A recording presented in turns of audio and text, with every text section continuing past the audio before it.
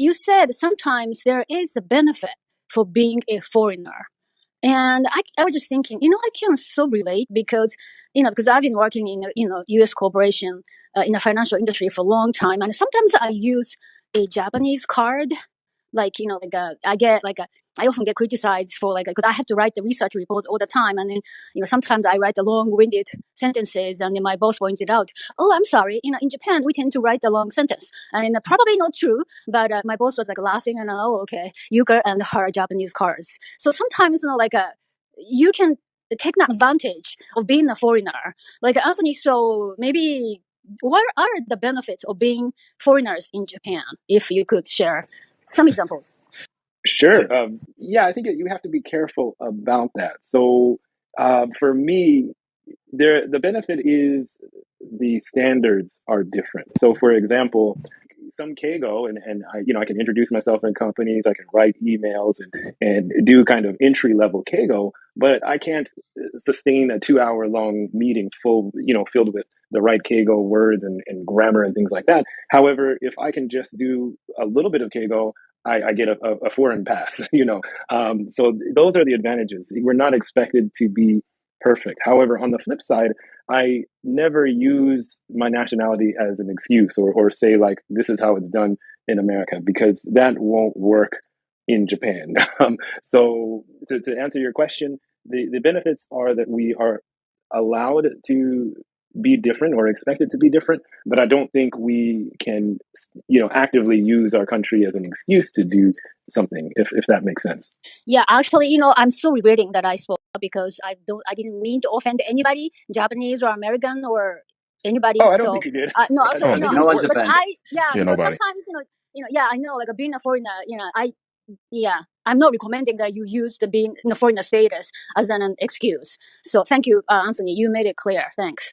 Yeah, and I didn't think you did. I just wanted to add that to it, just to clarify and help anyone, because we're all tempted to do that. It's so easy, and in my private life, I slip up and say that, maybe to my wife or something, and then I realize, okay, well, that's not probably not a good approach. So yeah, that was just kind of a bonus, some bonus content as well. Yes, and there is, if I can add something, there is always, a way to make your nationality an excuse if you spice it with a sense of humor. Then I think that people will never be offended. And if you say it in a humble way, everybody would rather accept that, yes, there are differences and we're not the same. So sometimes they come from nationality, sometimes they come from a different background. So just be positive and, Tim, don't take yourself too seriously, right? Exactly. You don't want to take your... And, the thing is, we all know the expression to play the Gaijin card. And some people don't like it because it sounds very manipulative. But just to give you a different perspective, and I spoke with Maya and actually Timothy Langley about this, Japanese people that I worked with would come up to me privately and say, Tim, use your Gaijin power, talk to Tanaka-san, take him out for drinks, and you can say direct things that we can't say, and maybe gently nudge him, because if we say it, we'll get in trouble. So I've actually had Japanese people ask me to play the Gaijin card for them. So it does exist. I don't know if I'm the only one, but no, you're absolutely correct. I totally agree with that, and that kind of goes into what I wanted to say about working in a back office setting or in the office. I always use that card, especially at my last company, because just their values and, as you said, their culture fit for me. To me, this company wasn't very ethical. Okay, but due to the fact that there were also other Japanese within that company that would talk to me about the issues because they know I'm not within the name of washi, mindset of just, oh, okay, yeah, just go ahead and do it because, hey, Sacho said or Bucho said, just do it, But I would always pull my Gaijin card. I'd say, no, that's not okay. That's not all right. That's not going on, et cetera, and not receive as much, if any backlash, not even from the Sacho level or Kacho or whatever, about anything. It would probably be said behind closed doors because, as we all know about tatemae, So whatever meeting I had with somebody after this, I was probably discussed afterwards in whatever light, either good or bad. At that point, I really didn't care. But you're absolutely right. So I always used to do that because I used to speak. I think when I used to talk about the unethical things and the things that weren't okay, I was also speaking for those individuals that would come to me and talk, right, and couldn't do that. So before I when you get on stage, because I do have to go, I want to give one good story that I gave to them at that office. At the peak of the corona outbreak, there was a mass email that went out, and somebody in the Tokyo office had gotten corona. At that time, I was always saying, like, why are we not going remote? We can do our work remote. What's going on? You're putting people at risk, et cetera, et cetera, et cetera. Nobody listened, of course, but at least I always say, like, at least if I say something, you know where I stand, you know my boundaries. So don't step into them. In the case that this particular occurrence happened, because I already told you.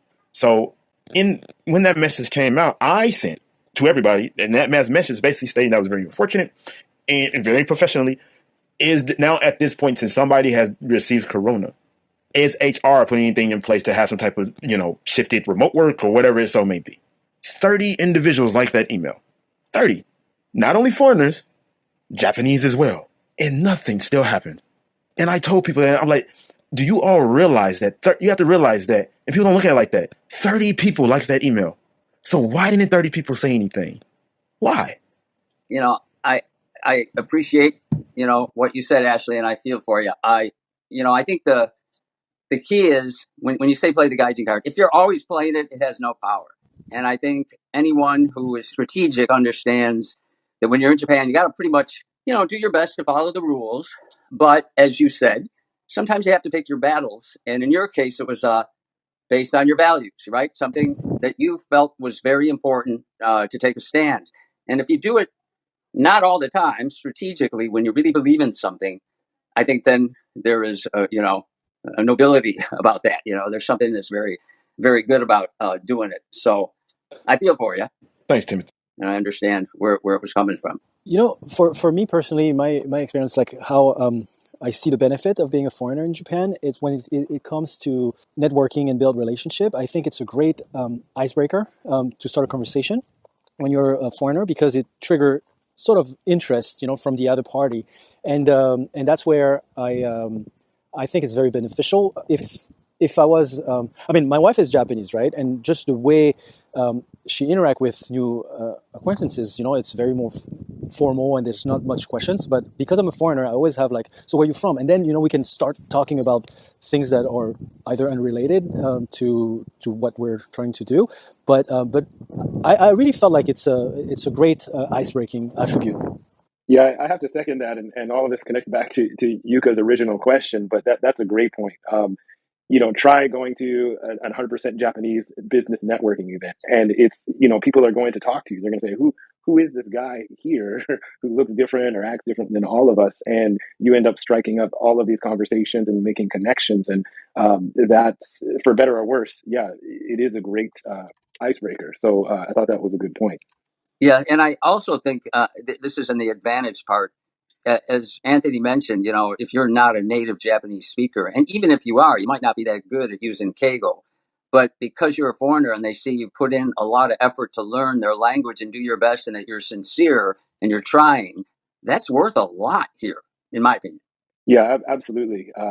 My Japanese, I speak and communicate Japanese, but it's certainly not natural. But everyone has been so accommodating and encouraging just by putting in the effort, and that is a luxury that really only foreigners can enjoy.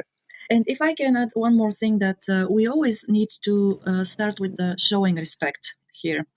Well, we have seen a few people, they come from overseas, kicking and screaming and thinking that they can improve whatever they think needs to be improved here in the country. But I always say that's not the way to approach anything here in Japan. So you observe, you learn, you show respect, you follow the rules, and well, that's how it goes. You do what you need to do to develop, let's say, your business, or work in a company. So it's always a difficult balance, I believe, for everybody. But as long as we try to find it proactively and with a positive attitude, it's not really so difficult to go forward.